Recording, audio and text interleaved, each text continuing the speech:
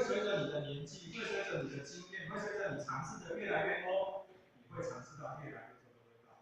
所以有些东西不是我们长期是说不好吃就不要，有些书不是我们看到第一次不好看就不要。比如说经典，一翻开《金刚经》，糟糕，不画，好乏味。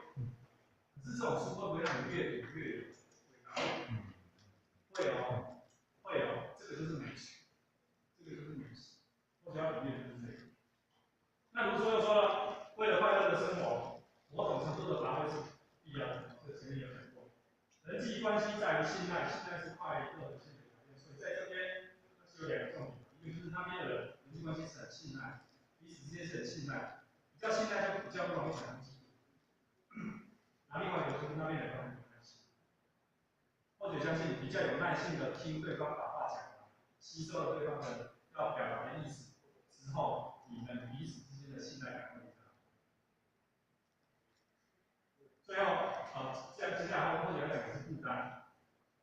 不丹是一个全世界当初的评比是最快乐的国家，但是它却不是最富有的国家。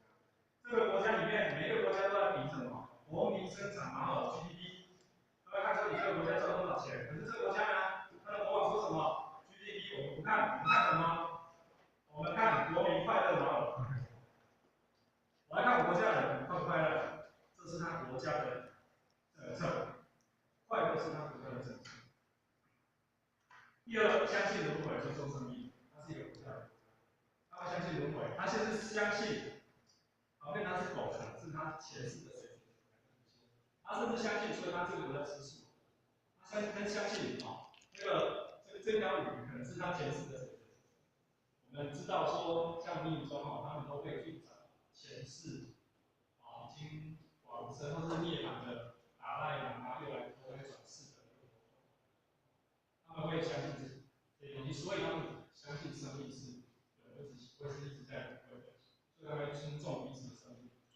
那第三点，他们相信每天都想5分钟关于死亡的事，让自己在面对5分钟这句话，在那个贾博士在一个毕业典礼的一个会议上，他有讲过，他每天早上起床看着镜子，他就会对自己讲：如果今天是我的最后一天，那我还会做我今天想要去做的事情吗？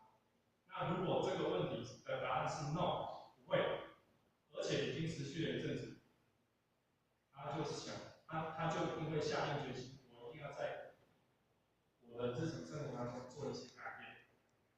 他是有这样的一个法师。他们的问题，如果相信，他们提就是要相信，如果你凡事都要证据，那你根本无法进步。